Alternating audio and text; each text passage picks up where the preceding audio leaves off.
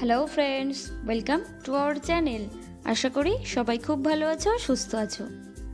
আজকে আবার ফিরে এসেছি একটি মজার রেসিপির সাথে। আজকের রেসিপি রুই ভাপা।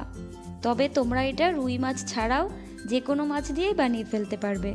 আর এটা খুবই সহজ একটা রেসিপি এবং খুব ঝটপটই বানিয়ে ফেলা সম্ভব। আর খুব টেস্টি হয় কিন্তু রেসিপিটা। ভাজা ছাড়া কাঁচা মাছের এমন সুস্বাদু রেসিপি তোমরা এইভাবে বানিয়ে ফেলতে পারবে।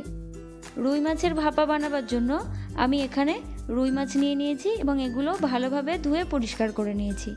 মাছগুলো বাবা বাজার থেকে এমনভাবে কেটেই নিয়ে এসেছিল। দেখো মাছগুলো কতটা ফ্রেশ এবং বড় সাইজেরই ছিল, তাই দেখেই ভাবলাম এটার আজকে ভাপা বানাবো। ভাপা বানাবার জন্য আমি একটা মশলা রেডি করে নেব। তার জন্য আমি এখানে একটা মিক্সার গ্রাইন্ডারের জার নিয়ে নিয়েছি। তার মধ্যে দিয়ে দিয়েছি 1 টেবিল স্পুন গোটা সর্ষে, 2 টেবিল স্পুন পোস্ত, 4টে কাঁচা লঙ্কা এবং খুব অল্প পরিমাণে জল। সমস্তটা দেওয়ার পরে আমি এটার একটা পেস্ট বানিয়ে নেব।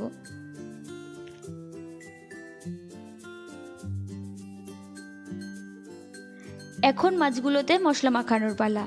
মশলা মাখাবার জন্য মাছগুলো আমি একটা বড় বোলের মধ্যে নিয়ে নিয়েছি। এখন আমি এর মধ্যে দিয়ে দেব 1/2 টেবিল স্পুন লবণ, 1 টেবিল স্পুন হলুদ গুঁড়ো, 1 টেবিল স্পুন জিরে গুঁড়ো, আর দিয়ে দেব যে পেস্টটা আমি আগে থেকে বানিয়ে রেখেছিলাম সেই পেস্টটা 2 টেবিল স্পুন।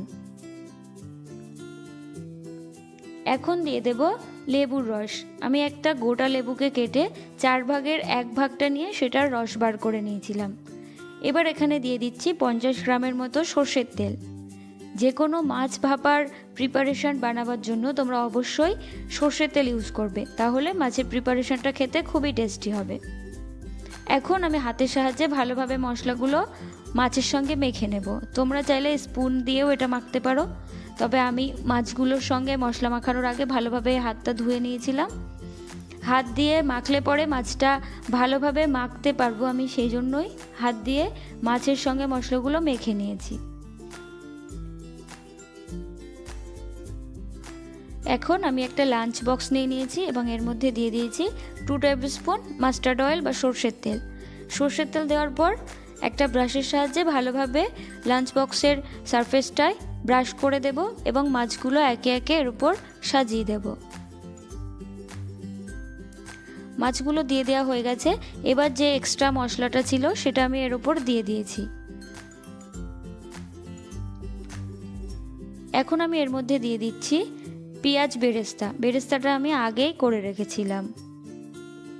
এখন আমি প্রত্যেকটা মাছের ওপর একটা করে কাঁচা লঙ্কা সাজিয়ে দিলাম আর দিয়ে দিচ্ছি মশলার বাটি দেওয়া জলটা। এখন লাঞ্চ বক্সের ঢাকনাটা লাগিয়ে আমি এটা ঢাকা দিয়ে নিলাম। ভাপাটা বানাবার জন্য আমি ওভেনে একটা প্যান বসিয়ে দিয়েছি এবং তার মধ্যে দিয়ে দিয়েছি জল। জলটা একটু ফোটার জন্য অপেক্ষা করব। জলটা যখনই ফুটতে শুরু করবে তখন আমি এর ওপর বসিয়ে দিয়েছি একটা স্ট্যান্ডের ওপর লাঞ্চ বক্সটা দিয়ে দেবো এবং একটা ঢাকনা দিয়ে ঢাকা দিয়ে রাখবো। 30 মিনিটের মতো মিডিয়াম ফ্লেমে রেখে এটা আমরা কুক করে নেব। দেখো 30 মিনিট হয়ে গেছে, তবে এই সময়ই আমরা লাঞ্চ বক্সের ঢাকনাটা ওপেন করব না। এখন আমরা এই অবস্থাতেই গ্যাসের ফ্লেমটাকে অফ করে জলের মধ্যে কিছুক্ষণ রেখে দেব।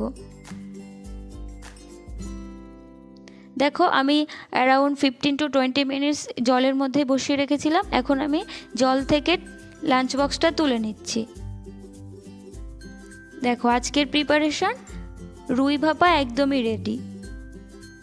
খেতে খুবই টেস্টি হয় এবং খুবই কম মশলায় এটা বানিয়ে ফেলা পসিবল। এখন আমি এটা একটা সার্ভিং প্লেটে সার্ভ করে তোমাদের দেখাবো আজকের রেসিপি রুই ভাপা কেমন হয়েছে। তোমরাও একইভাবে বাড়িতে বানিয়ে টেস্ট করে আমাকে অবশ্যই জানিও আজকের রেসিপি তোমাদের কেমন লাগলো। রেসিপিটি ভালো লাগলে অবশ্যই লাইক করো এবং ফ্যামিলি ও ফ্রেন্ডসদের সাথে শেয়ার করতে ভুলো না। আমার চ্যানেলে নতুন হলে চ্যানেলটি সাবস্ক্রাইব করে পাশে থেকো। আজকের মতো এ পর্যন্তই। ফিরবো অন্য আরেকদিন অন্য কোনো নতুন রেসিপির সাথে। ততক্ষণ পর্যন্ত ভালো থেকো, সুস্থ থেকো। সবাইকে টাটা।